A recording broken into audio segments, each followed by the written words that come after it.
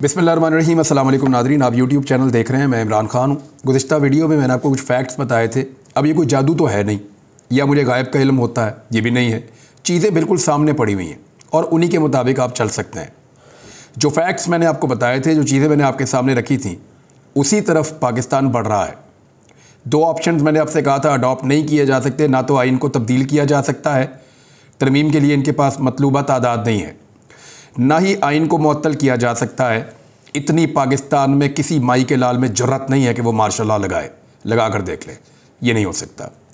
तो ये दो चीज़ें तो आप अपने जहन में रखें। दो ऑप्शंस रह गई थी कि नज़रिया ज़रूरत, उसमें सुप्रीम कोर्ट ऑफ पाकिस्तान ने डट कर फैसला दिया है और बंदयाल साहब के हक़ में ट्रेंड्स भी चल रहे थे, और मुझे नहीं लगता कि चीफ जस्टिस जाते जाते कुछ ऐसा करेंगे कि अपनी सारी ज़िंदगी की कमाई पे पानी फेर देंगे। तो नज़रिया ज़रूरत पे वो जा नहीं पाए। अब आ जाएं, आखिरी एक ऑप्शन रह गया था कि मुज़ाकरात, इमरान खान को मना लें किसी तरह। लेकिन इमरान खान को मनाने के लिए कुछ ऐसी चीज़ें हैं जिनको कबूल करना पड़ेगा मौजूदा इम्पोर्टेड हुकूमत को। यानी वो जुल्म और फस्तायत जो चल रही है पाकिस्तान में, उसका बेशतर पोर्शन सारा का सारा बंद करना पड़ेगा। इमरान खान के हाथ खोलने पड़ेंगे और फिर वो इलेक्शन लड़ेंगे। कुछ लोग कहते हैं कि नवाज शरीफ वापस ना आ सके तो ये एक बहुत बड़ी ज़्यादती होगी। नवाज शरीफ को पाकिस्तान से बाहर रखकर इलेक्शन करवाना एक जुल्म और एक ज़्यादती है। और भाई किसने रखा है नवाज शरीफ को पाकिस्तान से बाहर? 4 साल हो गए हैं भांगे देते हुए, 4 साल हो गए हैं पाकिस्तान की आवाम बुला रही है, पाकिस्तान का मीडिया बुला रहा है, पाकिस्तान की अदालतें बुला रही हैं, पाकिस्तान के तहकीकात करने वाले इदारे बुला रहे हैं, पाकिस्तान में PMLN के जो वर्कर हैं वो चिल्ला चिल्ला के कह रहे हैं मियाँ साहब आ जाओ, ताड़ी लौड़ पै गई है। मियाँ साहब वापस नहीं आ रहे। भाई 4 साल से मियाँ नवाज शरीफ को किसी ने डंडे मार मार के तो बाहर नहीं रखा हुआ ना। मियाँ साहब को सारे कह रहे हैं कि मियाँ साहब वापस आओ। मियाँ साहब सऊदी अरब का गेड़ा लगा के फिर वापस जा रहे हैं लंदन में, इधर नहीं आ रहे पाकिस्तान में। तो मियाँ साहब पाकिस्तान वापस आए, उनकी अपनी चॉइस है, वो वापस आए, आकर हिस्सा लें इंतखाबात में। अगर वो पाकिस्तान में रुक जाते तो अपने मामलात से निकल जाते अभी तक, या ना भी निकलते तो कुछ ना कुछ तो अच्छा कर लेते अपनी पार्टी के लिए। लेकिन मियाँ साहब ने पसंद फरमाया दौड़ जाना, फरार हो जाना, भाग जाना। बहरहाल सुप्रीम कोर्ट ऑफ पाकिस्तान की जो आज की समाअत है वो बड़ी हौसला अफजा है। उसके अंदर जो चीज़ें हैं मैं आपके सामने रख देता हूँ। एक तो उमर अता बंदयाल साहब की सरबराही में एजाजुल हसन साहब और जस्टिस मुनीब अख्तर साहब पर मुश्तमिल 3 रुकनी बेंच ने केस की समाअत की। पहले इन जजेस के ऊपर कीचड़ उछला जा रहा था, अभी इन्हीं जजेस को ब्रीफिंग्स दी जा रही हैं, इन्हीं से रिक्वेस्ट की जा रही है, इन्हीं के सामने दरखास्तें दायर की जा रही हैं। इसका मतलब ये है कि सुप्रीम कोर्ट ऑफ पाकिस्तान ने कमाल रिस्ट्रेंट का मुजाहरा करते हुए, आइन और कानून के मुताबिक काम करते हुए माफिया को एक तरह से शिकस्त दी है।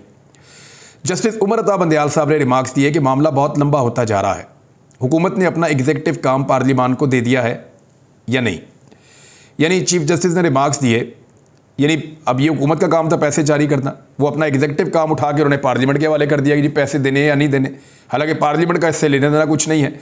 और इसकी याद रखिएगा इन्होंने किया क्या है, ये एक तरह का मनी बिल है। हुकूमत अगर कोई मनी बिल भेजती है और पार्लियामेंट उसको मंजूर नहीं करती तो इसका मतलब है कि हुकूमत के ऊपर, वज़ीर आज़म के ऊपर, उनकी काबीना के ऊपर पार्लियामेंट को एतमाद नहीं है, यानी पार्लियामेंट को उन पर भरोसा नहीं है। तो ऐसी सूरत में सदर पाकिस्तान वज़ीर आज़म को एतमाद का वोट लेने के लिए कह सकते हैं और वो कहने में हक़ बजानिब होंगे। और ये हुकूमत अपनी अक्सरियत खो चुकी है असम्बली के अंदर, क्योंकि इनका भेजा हुआ जो बिल है वो मंजूर नहीं हुआ। अगर इसको इस तरीके से लें तो इसके बड़े खौफनाक नताइज होते हैं, और ये बात सुप्रीम कोर्ट ऑफ पाकिस्तान ने आज हुकूमती वकला को समझा दी है।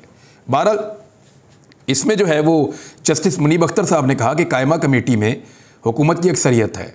हुकूमत अगर ग्रांट जारी करने से, यानी हुकूमत को ग्रांट जारी करने से कैसे रोक सकते हैं? वज़ीर आज़म के पास असम्बली में अक्सरियत होनी चाहिए। माली मामलात में तो हुकूमत की अक्सरियत लाजमी है।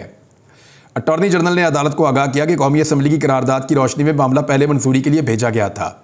जस्टिस मुनीब अख्तर ने इस्तफसार किया कि जब आइन हुकूमत को इख्तियार देता है तो असम्बली करारदाद कैसे मंजूर कर सकती है? और हुकूमत का मतलब है कि वज़ीर आज़म और उनकी काबीना, तो ये आप असम्बली के अंदर क्यों भिजवा रहे हैं? तो अटॉर्नी जनरल ने कहा कि बाद में ग्रांट की मंजूरी लेने में ख़तरा था।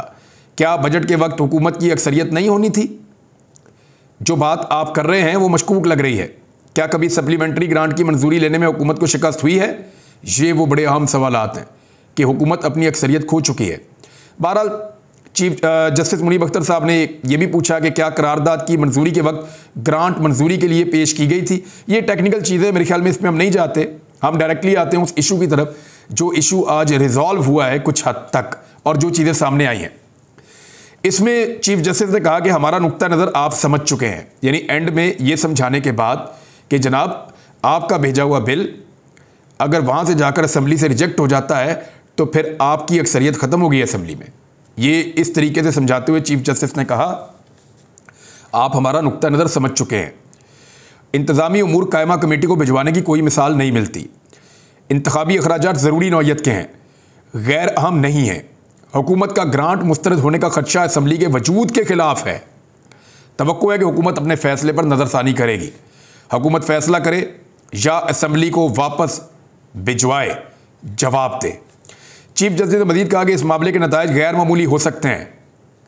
फ़िलहाल गैर मामूली नताइज पर नहीं जाना चाहते, हुकूमत को अदालती अहकामात पहुँचा दें। अब आ जाए सिक्योरिटी वाले इशू पर। चीफ जस्टिस ने कहा कि इलेक्शन कमीशन कहता है कि अक्टूबर तक इलेक्शन नहीं हो सकते। कमीशन ने एक साथ इलेक्शन करवाने का भी कहा है। इस बात पर कई सवाल जन्म लेते हैं। इलेक्शन कमीशन की ऑब्जर्वेशन की बुनियाद सिक्योरिटी की अदम फरामी है। चीफ जस्टिस ने बताया कि 1992 से पाकिस्तान में दहशतगर्दी जारी है। 1987, 1991, 2002, 2008, 2013 और 2018 में इलेक्शन हुए हैं। सिक्योरिटी के मसाइल इन इंतखाबात में भी थे। 2008 में तो हालात बहुत कशीदा थे। 2013 में भी दहशतगर्दी बहुत ज़्यादा थी। 2007 में बेनज़ीर भुट्टो शहीद हो गई थी।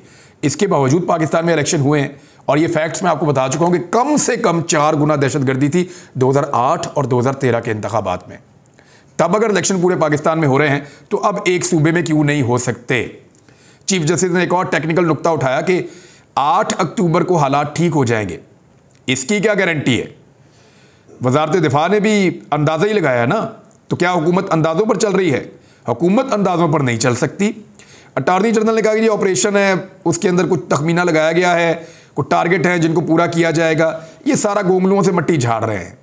कहते कभी बॉर्डर के हालात ख़राब हो जाते हैं, कभी पाकिस्तान में ऑपरेशन हो जाते हैं। अभी इतला आ रही है कि कहा गया कि जी रॉ जो है वो इंडियन इंटेलिजेंस वो अपने मकासद हासिल कर लेगी। तो इसका मतलब है रॉ पाकिस्तान में कामयाब हो रही है, खुदा न खास्ता। सोशल मीडिया के ऊपर तो ये भी खबरें चल रही थी कि रॉ का भी सहारा लेने की कोशिश की गई है। तो क्या रॉ पाकिस्तान यानी रॉ कामयाब हो रही है, हम नाकाम हो रहे हैं, खुदा न खास्ता। भाई पाकिस्तान में इलेक्शन ना करवाना, अगर पाकिस्तान के दुश्मन या दहशतगर्द ये चाहते हैं कि पाकिस्तान में इलेक्शन ना हो तो आप तो उनकी ख्वाहिश पूरी कर रहे हैं इलेक्शन ना करवा के। आप तो बुज़दिली दिखा रहे हैं कि जी ठीक है हम इलेक्शन नहीं करवाते इसलिए कि हमारे दुश्मन नहीं चाहते। आपको तो इलेक्शन करवाने चाहिए डंके की चोट के ऊपर कि हमने दुश्मनों को शिकस्त दी है। लेकिन पता नहीं क्या है, एक इलेक्शन से भागने के लिए कहां कहां इन लोगों ने बेइज्जती नहीं करवाई पाकिस्तान की। शर्म भी नहीं आती इस तरह के बयानात देते हुए। बहरहाल जस्टिस एजाजुल हसन साहब ने कहा कि इलेक्शन कमीशन ने फंड्स और सिक्योरिटी मिलने पर इंतखाबात करवाने का कहा था और फंड्स की फराहमी से मुताल्लिक हुकूमत से दोबारा जवाब तलब कर लिया है, जबकि अदालत ने तमाम सियासी जमातों को भी तलब करते हुए समाअत कल तक मुलतवी कर दी है। इसमें देखें कुछ चीज़ें और भी हैं। एक तो फंड्स की अदम फराहमी, सुप्रीम कोर्ट ने वजारत ख़जाना और इलेक्शन कमीशन का मौक़िफ़ यकसर मुस्तरद कर दिया है। और जो फंड्स की अदम फराहमी के मामले पर सुप्रीम कोर्ट ने 7 सफ़हात पर मुश्तमिल तहरीरी हुक्मनामा जारी किया है। अदालत ने कहा कि आइन असम्बली तहरील होने के 90 रोज़ में इंतखाबात का कहता है सियासी मुज़ाकरात आइन से मुतसादम नहीं होने चाहिए। यानी अगर आपने सियासत भी करनी है तो आइन के अंदर रह के करनी है, बाहर नहीं निकलना। ये वही बात है जो फवाद चौधरी भी कह रहे थे, जो मैंने आपको वीलॉग में कहा था कि आपने मुज़ाकरात करने तो करें लेकिन आइन से भाग कर दी, आइन के अंदर रहते हुए मुज़ाकरात हो सकते हैं। आइन के मुताबिक ही आपको इलेक्शन करवाने पड़ेंगे। वजारत दिफा की जानिब से की गई इस्तता अदालत कबूल नहीं कर सकती। वजारत दिफा की दरख्वास्त नाकाबिल समाअत होने की बुनियाद पर निपटाई जाती है। हालांकि 3 बड़े सीनियर एजेंसियों के बंदे जाके सीनियर ऑफिसर मिले थे जज साहिबान को, लेकिन वहाँ पे भी वो मुतमईन नहीं कर पाए। बज़ाहिर ऐसा दिखाई देता है। मुज़ाकरात देने का मतलब हरगिज़ नहीं ये है कि सुप्रीम कोर्ट का पंजाब में 14 मई को इंतखाबात करवाने का हुक्म ख़त्म हो गया। ये बात अब याद रखिएगा। और यही वो सबसे इंपॉर्टेंट नुक्ता है जिसके ऊपर पूरी की पूरी खबर खड़ी है और आज की सारी समाअत खड़ी है। मुज़ाकरात का मौका देने का मतलब ये नहीं है कि 14 मई को इंतखाबात करवाने का हुक्म ख़त्म हो गया। ये तहरीरी हुक्मनामे के अंदर लिखा है कि जो 14 मई को इंतखाबात करवाने हैं आईने पाकिस्तान के मुताबिक वो हुक्म इंटैक्ट है अदालत का और 14 मई को आपको इलेक्शन करवाने पड़ेंगे। अब अगर आपने मुज़ाकरात करने तो ये आपको मौका दिया जा रहा है कि आप मुज़ाकरात कर लें। ये वही बात है जो मैंने आपको कही थी सुबह वाले वीलॉग में मैंने आपको बताया था कि एक ही रास्ता बच जाएगा कि इमरान खान के जाके पांव पकड़ो, उससे मुज़ाकरात करो, उससे बात करो और उसको बताओ कि जो ज़्यादतियां और हम कर रहे हैं, जो जुल्म हम कर रहे हैं, जो फस्तायत हमने पाकिस्तान में अपनाई हुई है, आपकी सिक्योरिटी भी वापस ले ली है, आपकी जान को भी खतरे में डाला हुआ है, वो सारी चीज़ें हम खत्म कर रहे हैं। आप इलेक्शन के लिए हामी भरें, थोड़ा सा आगे बढ़ जाएं, हम थोड़ा पीछे आ जाते हैं, ऐसा कोई बीच में रास्ता निकालना पड़ेगा। जुलाई में मुझे ऐसा लगता है कि जुलाई और अगस्त के अंदर इलेक्शन हो जाएंगे, अगर तो ये मुज़ाकरात के नतीजे में हुए तो, वरना फिर 14 मई को इलेक्शन तो हो रहे हैं और सुप्रीम कोर्ट ऑफ पाकिस्तान जो है उन्होंने अब एक दबाव काफ़ी हद तक बरकरार रखा आईने पाकिस्तान के मुताबिक कि या तो आप 90 रोज़ के अंदर इलेक्शन में आएंगे 14 मई को, और अगर नहीं आना तो फिर सारी जमातें कंसेंसस पैदा करें और ये जो एक जुल्म और ज्यादती पाकिस्तान में चल रही है, एक माहौल बना हुआ है, इसको ख़त्म किया जाए। अब ये वही वीलॉग जो सुबह मैंने आपको किया था उसको निकालकर आप सुन लीजिएगा, आपको सारी चीज़ें समझ आ जाएंगी कि एक्चुअली मामला जाएगा कहाँ। आसिफ अली जरदारी साहब ने खैर मकदम किया है चीफ जस्टिस ऑफ पाकिस्तान के ये कहने का कि सियासी जमातें मुज़ाकरात कर लें, हम मशवरा दे रहे हैं और ये मुज़ाकरात आप निपटा लें, लेकिन इसको जल्दी इसलिए करना पड़ेगा कि चीफ जस्टिस ऑफ पाकिस्तान का कहना है कि 5 तो छुट्टियां ईद की आ रही हैं, इतना डिले डालने के बाद हम किस तरीके से मैनेज करेंगे कि इलेक्शन अपने टाइम पे हो जाए। लिहाजा उन्होंने कल ही सबको बुलाया, वो चाहते हैं चीज़ों को जल्दी समेट लें और जल्दी जल्दी फैसला हो कि पाकिस्तान में इलेक्शन कब होंगे। ये पाकिस्तान के लोगों के बुनियादी हुकूक का मामला है। ये तो पॉलिटिकल लोग हैं ना, ये तो अपनी बातें करते रहेंगे, पीटीआई अपनी बात करेगी, पीएमएलएन अपनी बात करेगी, लेकिन एक आम वोटर का क्या कसूर है जिसकी असेंबली तहलील हुए 90 रोज गुजर गए और इलेक्शन नहीं हो रहा। वो तो अपना इलेक्शन मांगेगा और सुप्रीम कोर्ट ऑफ पाकिस्तान ने उसको उसका आईनी हक दिलवाना है। ये है जी मामला। अब जरदारी साहब कह रहे हैं चीफ जस्टिस थोड़ा वक्त दे दें, हम भी मुज़ाकरात के जरिए से एक ही दिन इलेक्शन करवाना चाहते हैं, ये जरदारी साहब कह रहे हैं। तो ये जो वक्त देने वाला मामला है ना, यहां पे काम खराब है।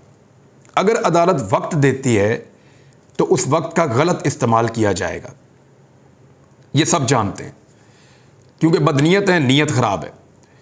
ये ईद की छुट्टियों के अंदर इमरान खान के खिलाफ एक ग्रैंड ऑपरेशन करने की कोशिश करेंगे। अली जैदी के और पर्चे निकाल दिए कराची में, पता नहीं कहां कहां पे इन्होंने, अब उनको भी चक्कर लगवाएंगे।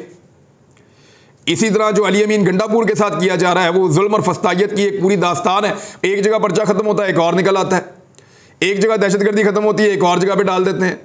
उनको घुमाई जा रहे हैं, तंग करी जा रहे हैं। तो अली अमीन गंडापुर भी इसी सूरत हाल से और अली जैदी भी इसी सूरत हाल से गुजर रहे हैं और बाकी पाकिस्तान तहरीक इंसाफ के लोगों के साथ, वर्कर के साथ यही सारा कुछ हो रहा है और कंटिन्यूसली हो रहा है, लगातार किया जा रहा है।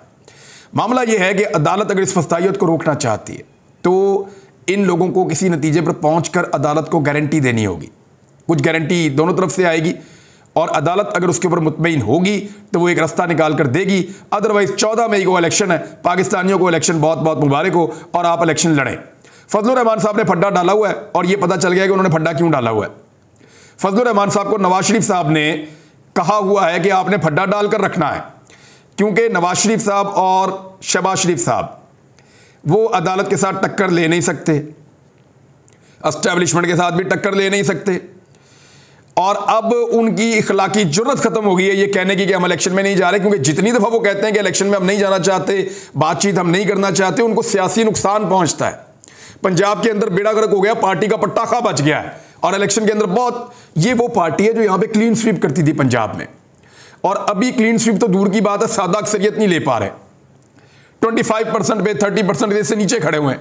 अब इस सूरत हाल के अंदर नवाज शरीफ साहब ने बजाय इसके कि खुद सामने आने के बंदूक उठाकर रखी है फजलुर रहमान के कंधे पर, और ये खबर रिपोर्ट हुई है मुख्तलिफ जगहों पर और ये कहा जा रहा है कि नून लीग के चंद सीनियर रहनुमाओं ने पसे पर्दा फजलुर रहमान को मुज़ाकरात की मुखालफत का मशवरा दिया है, जबकि अपोजिशन से मुज़ाकरात की मुखालफत वाले लीगी रहनुमाओं ने नवाज शरीफ की सपोर्ट उनको हासिल है। अब होता क्या है, हो ये रहा है कि शहबाज शरीफ अपनी हुकूमत गंवाना नहीं चाहते, वो पीपल्स पार्टी को, एएनपी को, एमकेएम को, बाकी जमातों को नाराज़ करना नहीं चाहते, वो लोग इलेक्शन की तरफ जाना चाहते हैं। इधर से इन्होंने ये खुद अगर कहते हैं जी हम नहीं मुज़ाकरात करना चाहते, वो लोग चाहते हैं जी मुज़ाकरात हो जाएं। अब ये नून लीग चाहती है ना हो, नून लीग अपने मुंह से कहती है तो अपने इत्तेहादी होती है, हुकूमत चली जाती है, लिहाजा फजलुर रहमान साहब को कहा हुआ कि आप कहते जाएं कि मैं नहीं मानता। तो ये इस तरीके से दूसरे के कंधे पे रखकर बंदूक चला रहे हैं, जैसे इनको हमेशा से बंदूक चलाने की आदत है। खबरें मेरे पास और बहुत सारी हैं, ढेर लगा हुआ है, लेकिन एक खबर मैं आपको ज़रूर बताऊंगा। बाकी खबरें मैं आपको बाद में बताऊंगा। इमरान खान साहब ने एक बड़ा काम किया है, उनको एक इन्फॉर्मेशन मिली, उस बुनियाद के ऊपर इमरान खान साहब ने एक बड़ा मंसूबा नाकाम बनाया है। वो क्या है वो भी मैं आपको बताऊंगा। लेकिन जनरल रिटायर कमर जावेद बाजवा साहब का एक शिकवा है, वो शिकवा मुझे आपको बताना है। मुझे बड़ी तकलीफ़ हुई उनकी बात सुन के। ये न्यूज़ से मैंने पढ़ा है, उन्होंने कहा कि नवाज शरीफ ने मेरी पीठ में खंजर घोंपा, मुझे धोखा दिया, अब फ़ोन भी नहीं सुनते। जनरल बाजवा का सीनियर सहाफ़ी से शिकवा। क्या जनरल साहब नवाज शरीफ आपको गोद ले अब, या आपको ले जाके लंदन अपार्टमेंट्स के अंदर अपने साथ रख ले, या आपको कोई कारोबार करवा दे, आपको अपनी जायदाद के अंदर हिस्सा दे दे, आपको अपना तीसरा बेटा बना ले, कि आपको सदर पाकिस्तान बना दे, या कौंसलर का इलेक्शन लड़वा दे आपको। बाजवा साहब क्या करे आपके लिए अब नवाज शरीफ? आपने उसे इस्तेमाल किया एक्सटेंशन के लिए, उसने आपको इस्तेमाल कर लिया। आप इस्तेमाल होने के बाद फारग हो गए क्योंकि आपकी मियाद ही इतनी थी और आपकी एक्सपायरी डेट ही आ गई, यानी आपको ख़त्म हो जाना था। नवाज शरीफ जो है वो एक सियासतदान है, वो इस्तेमाल होने के बावजूद काबिल इस्तेमाल है और उसको बार बार इस्तेमाल किया जा सकता है, जैसा कि आपकी एस्टेब्लिशमेंट उसको बार बार इस्तेमाल करती है। तो वो रीयूजेबल आइटम है नवाज शरीफ। आप रीयूजेबल आइटम नहीं हैं, आपको वन टाइम यूज़ किया जाता है, उसके बाद फेंक दिया जाता है। तो जनरल साहब आपको नवाज शरीफ से अब ये गिला रहेगा सारी ज़िंदगी। क्या करे वो आपके लिए? क्या चाहते हैं आप? आपको बुलाकर आपके साथ बैठ के घंटों आपकी शिकायतें सुने, जैसे आप सहाफ़ियों को बैठ बैठ के औरतों की तरह शिकायतें लगा रहे हैं। बाजवा साहब ये हो नहीं सकता। आपने जो किया सारी ज़िंदगी ये आपका पीछा करेगा। और इसमें इबरत है उन लोगों के लिए जो ताकत में रहते हुए जनरल बाजवा की तरह बनना चाहते हैं, या उनकी तरह नौकरी करते हैं, या उनकी तरह ज़िंदगी गुजारते हैं। उन्हें याद रखना चाहिए कि जो लोग आपके बूट पॉलिश कर रहे थे वो बाद में फ़ोन भी नहीं उठाते। हाय। अगले वीलॉग में मिलते हैं नाज़रीन, अपना ख्याल रखिएगा। अल्लाह हाफ़िज़।